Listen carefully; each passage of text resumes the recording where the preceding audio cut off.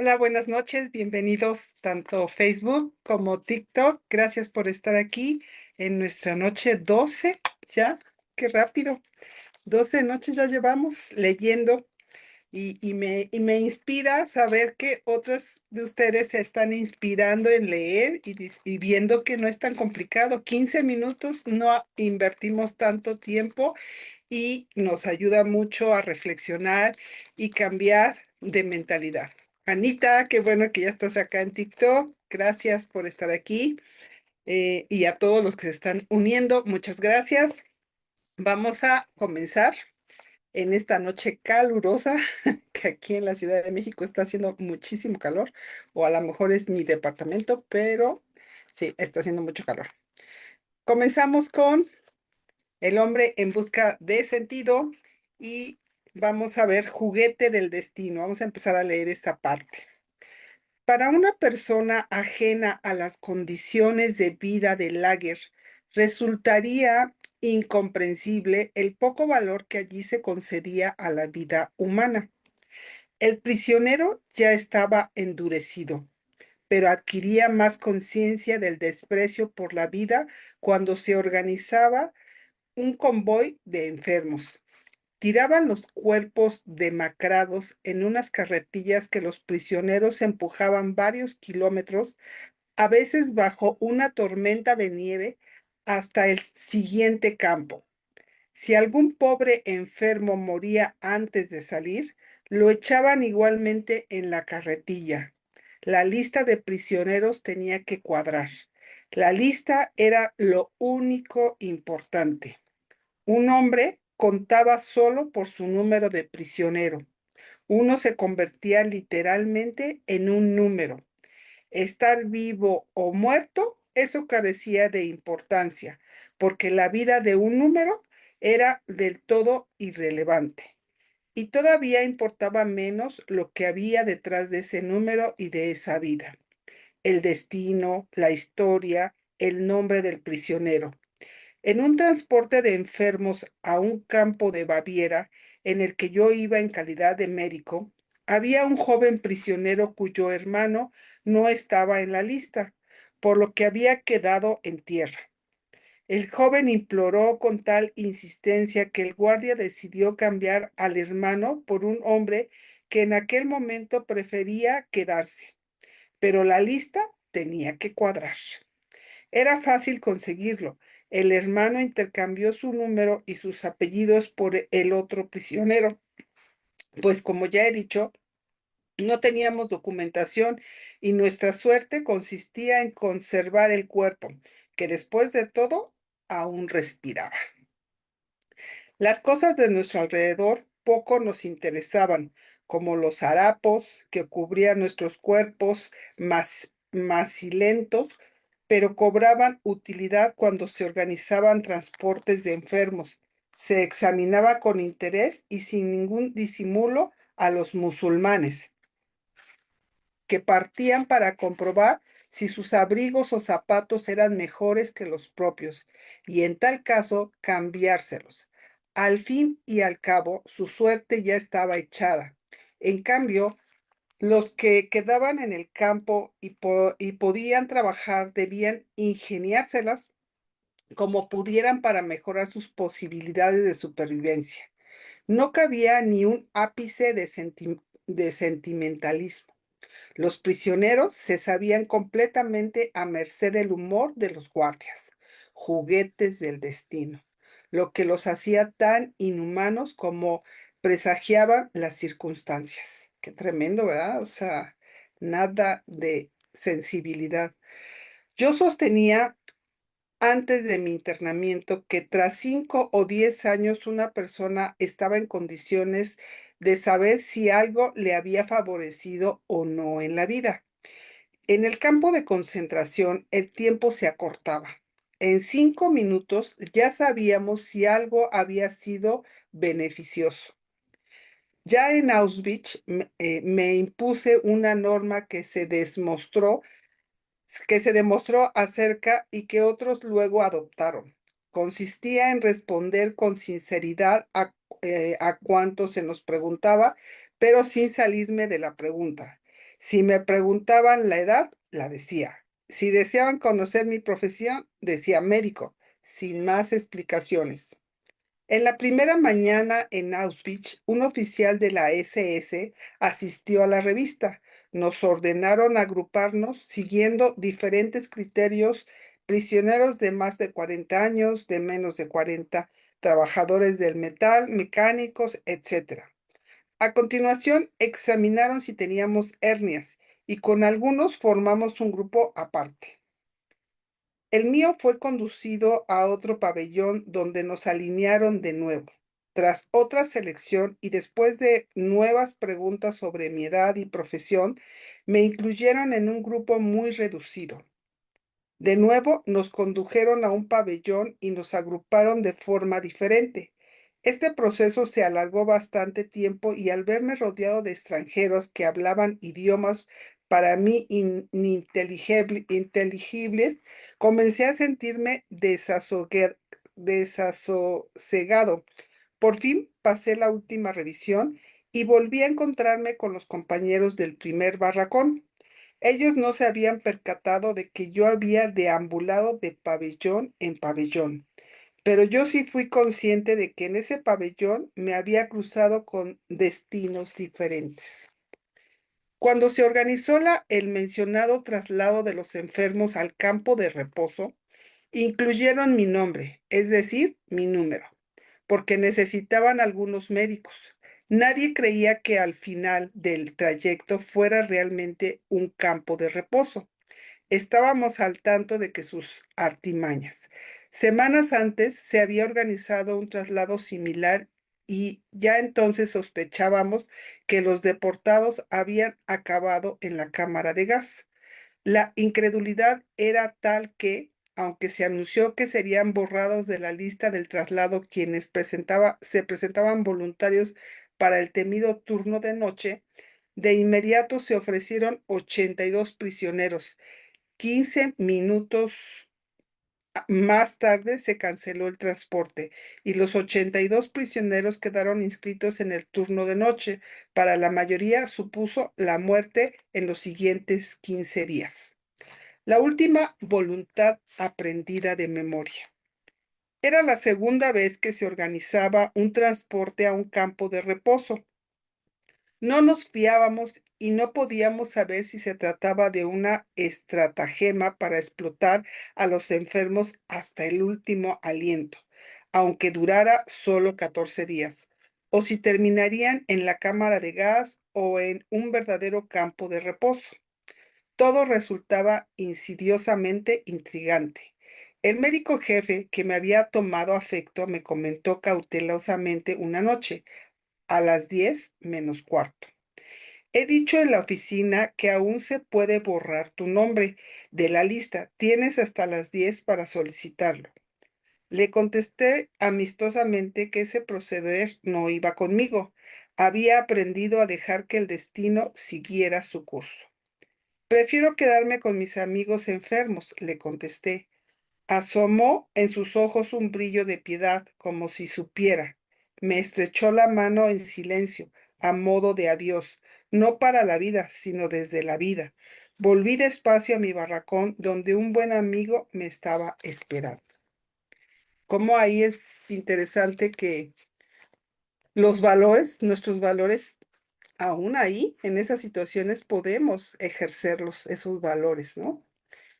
¿Quieres de verdad irte con ellos? Me preguntó compungido. Sí, voy a ir. Se le saltaron las lágrimas. Intenté consolarlo y le expresé mi última voluntad. Escucha, Otto, si no regreso a casa con mi mujer y tú la vuelves a ver, dile en primer lugar que hablamos de ella todos los días a todas horas. Recuérdalo. En segundo lugar, dile que la he amado más que a nadie en el mundo. Y en tercer lugar, que el breve tiempo de felicidad de nuestro matrimonio me ha compensado de todo, incluso del sufrimiento que aquí hemos tenido que soportar.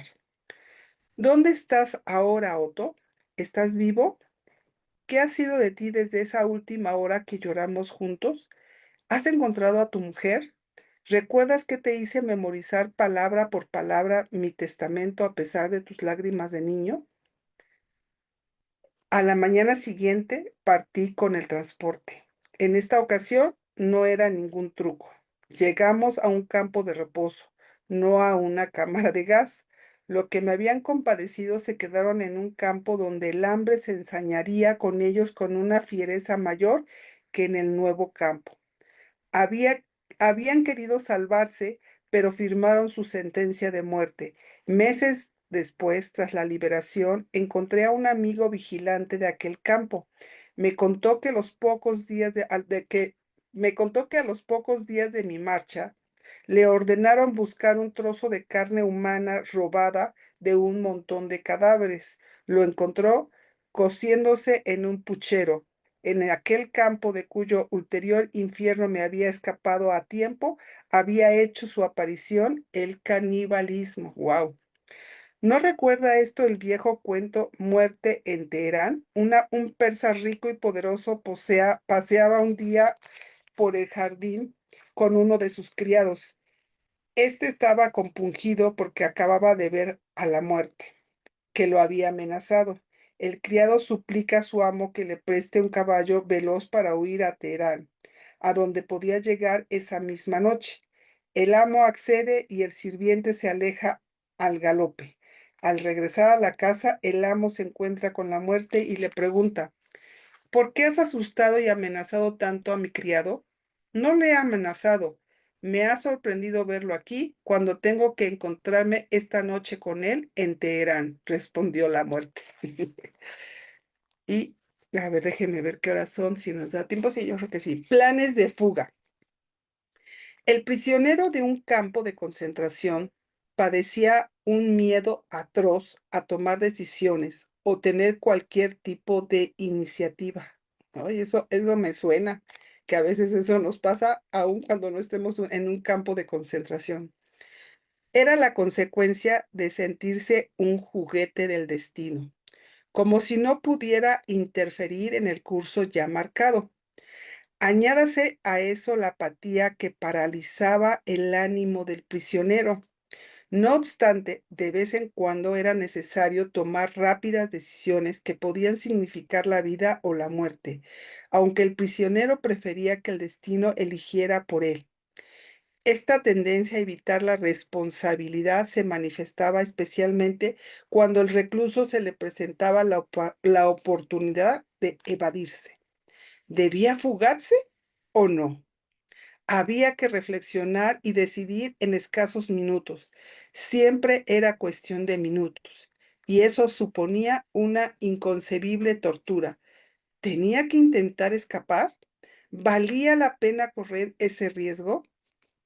También yo experimenté ese tormento.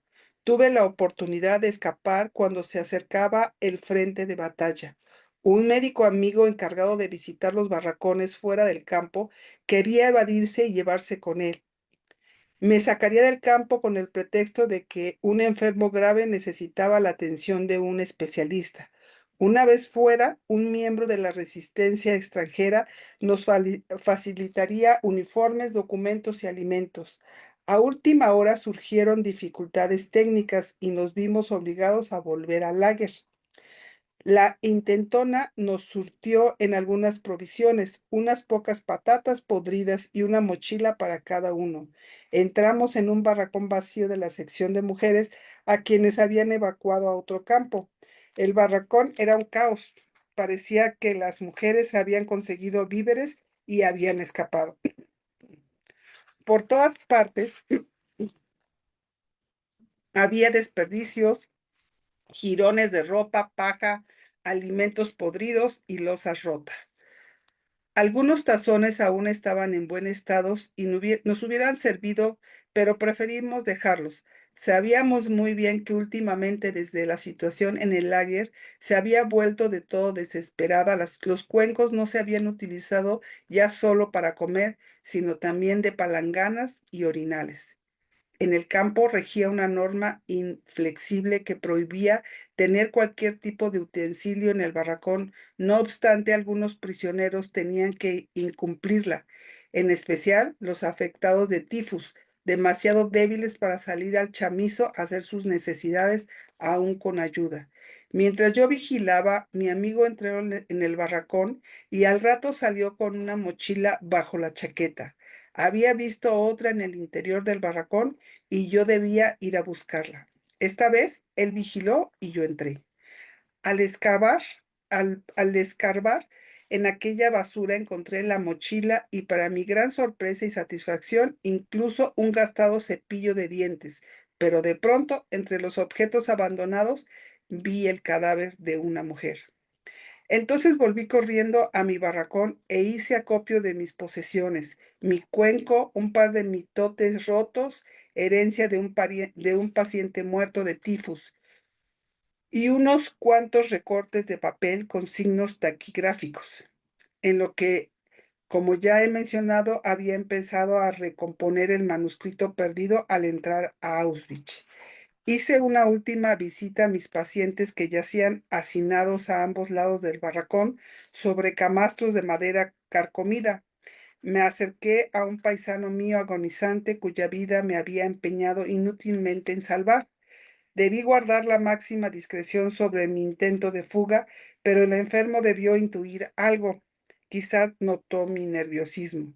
Con voz cansada me preguntó, ¿tú también te vas? Lo negué, aunque me costaba eludir su triste mirada. Al terminar la ronda, volví a su lado. Sentí otra vez su triste mirada y algo semejante a un reproche.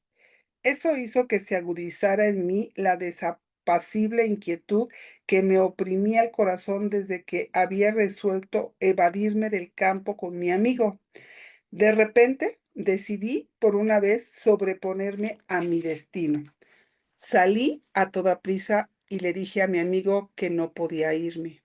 Tan pronto como expresé la resolución de quedarme con los enfermos, desapareció la inquietud interior. No sabía qué nos depararía los días siguientes, pero había ganado una paz interior que nunca antes había experimentado. Volví al barracón, me senté en los tablones a los pies de mi paisano y traté de consolarlo. Luego hablé con los demás, intentando calmar sus delirios. Y llegó el último día que pasamos en el campo. Al acercarse al frente de batalla, casi todos los prisioneros eran trasladados a otros campos. Las autoridades, los capos y los cocineros se habían esfumado. Ese día se ordenó la evacuación total del campo hasta el atardecer. Incluso los pocos prisioneros que quedaban, los enfermos, unos pocos médicos y el personal sanitario, tenían que marcharse de inmediato. Por la noche se iban a prender fuego al campo de concentración. Pero a media tarde aún no habían aparecido los camiones que debían trasladar a los enfermos. En lugar de esto, se cerraron de pronto las puertas y se intensificó la vigilancia sobre la alambrada para evitar intentos de fuga. Todo parecía indicar que se condenaba a los enfermos a perecer en el fuego. Los acontecimientos parecían cobrar un nuevo rumbo. Entonces mi amigo y yo decidimos intentar la fuga por segunda vez. No había ordenado enterrar a nos habían ordenado enterrar a 3 cadáveres al otro lado de la alambrada. Éramos las únicas 2 personas en el campo con fuerzas suficientes para realizar esa tarea. Todos los demás yacían en los barracones que estaban aún en uso, delirando y postrados por la fiebre. Trazamos nuestro plan. Con el primer cadáver sacaríamos la mochila de mi amigo escondida en la vieja tinaja de ropa sucia que hacía las veces de camilla y ataúd. De igual modo, llevaríamos mi mochila con el segundo cadáver y en el tercer traslado intentaríamos la huida. Hicimos los 2 primeros traslados según el plan previsto. Tras el segundo, mi amigo intentó conseguir algo de pan para resistir los días que pasaríamos en el bosque. Esperé. Pasaban los minutos, empezaba a impacientarme cada vez más al ver que no aparecía.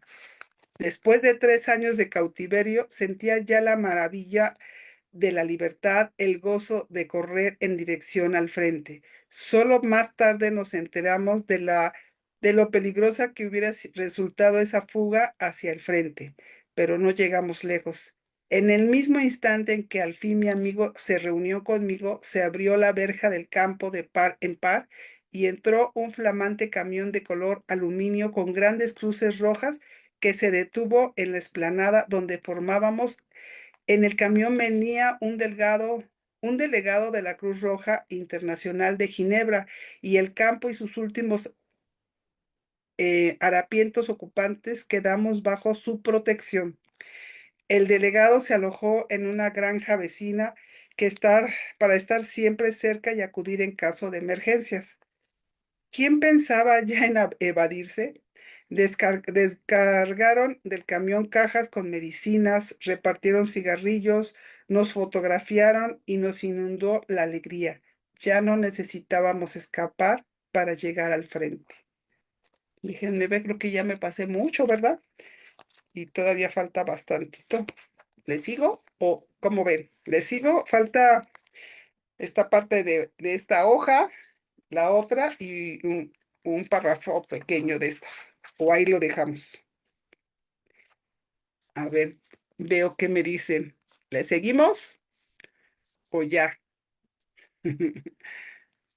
Quiero saber si le seguimos, no me dicen. Creo que síguele, está muy interesante. Gracias, Anita. Ya, con eso. Con alguien que me diga que sí, pues ya no me quedo solita, ¿verdad? Oigan, y si de pura casualidad llegaron y no me están siguiendo aún, por favor, empiecen a seguirme para que no se pierdan estos lives, ¿sale? Debido a nuestra excitación, olvidamos el tercer cadáver. Lo sacamos y lo enterramos en la estrecha fosa cavada para los tres cuerpos. El guardia de turno, un hombre relativamente inofensivo, de pronto se volvió extremadamente amable. Veía que las cosas estaban cambiando y trataba de ganarse nuestra simpatía. Rezó con nosotros por los muertos antes de echar tierra sobre ellos. Ya se estaba volviendo muy amable. Tras la tensión y la excitación de los últimos días y las horas pasadas en esta carrera contra reloj, contra la muerte, nuestras plegarias por la paz eran tan fervientes como las más ardorosas jamás musitadas por una voz humana. El último día en el lager fue un anticipo de la libertad, pero nuestro regocijo resultó prematuro. El delegado de la Cruz Roja había asegurado que se había firmado un acuerdo para no evacuar el campo. Sin embargo, por la noche llegaron los camiones de las SS con instrucciones de despejar el campo. Los últimos prisioneros serían enviados a un campo central desde donde se les remitiría a Suiza en menos de 48 horas para ser intercambiados por prisioneros de guerra. No reconocíamos a los hombres de las SS con esa amabilidad insólita, animándonos a subir sin miedo a los camiones y felicitándonos por nuestra buena suerte. Los que tenían aún fuerzas se apiñaban en los camiones, se ayudaban a subir a los más débiles o enfermos, no sin dificultad. Mi amigo y yo, sin ocultar ya nuestras mochilas, íbamos en el grupo final. De ese grupo eligieron a 13 presos para completar el último camión. El médico jefe contó el número exacto, éramos 15, y nosotros dos quedamos excluidos. Los 13 subieron al camión y mi amigo y yo nos quedamos en el campo.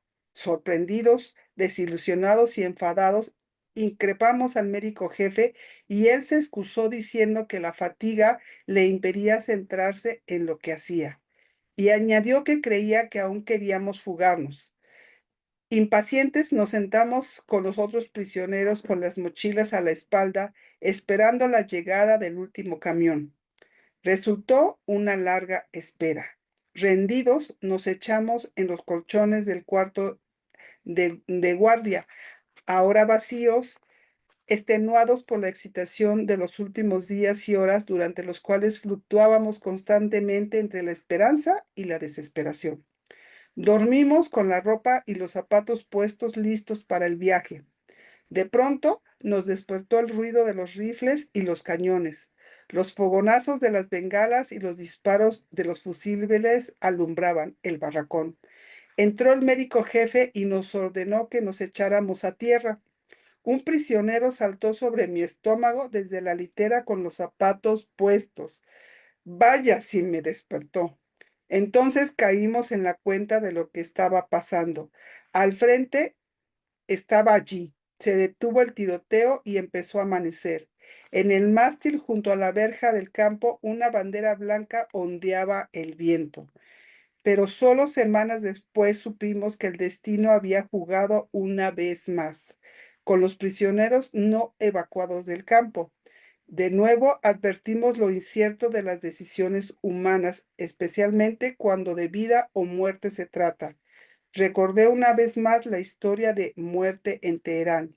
Pensamos en los compañeros que aquella noche habían salido en camiones rumbo a la libertad,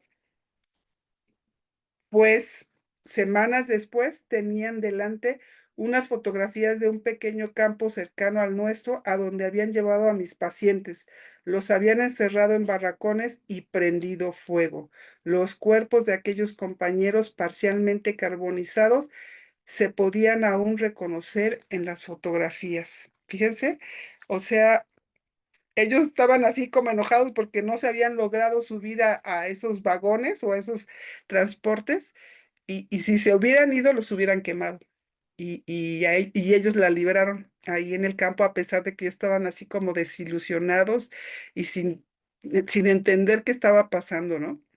Entonces, súper interesante, nos pasamos un poco más, pero es que estaba muy interesante esta parte y no la podíamos dejar como a la mitad. Y pues bueno, gracias a todos los que están conectados, gracias Xochitl, la amiguita, gracias por estar aquí. Y gracias a todos, Arlet, Carla, Marlene, si aún no me estás siguiendo aquí en TikTok o en Facebook, por favor, empieza a seguirme para que no te pierdas estos lives. Y en la grabación, me gustaría, de aquí de Facebook, me gustaría que hagas tus comentarios y también aquí cuando suba yo los clips aquí en TikTok, pues también comenten qué les está pareciendo. Nos faltan 4 días para los 16 días que habíamos hecho el reto. Esperemos que alcancemos a leer y ya por ahí ya me dieron la sugerencia que si no se acaba el libro en esos 4 días, que sería a partir del lunes, pues nos sigamos otro poquito. Pero bueno, ya lo vamos viendo la semana que viene, cómo lo hacemos. Y mañana los espero a live de las 11 de la mañana, donde dice, el título es Tu cuerpo, tu primera empresa. ¿Cómo cuidas tu primera empresa? ¿Con qué orden? ¿Sí?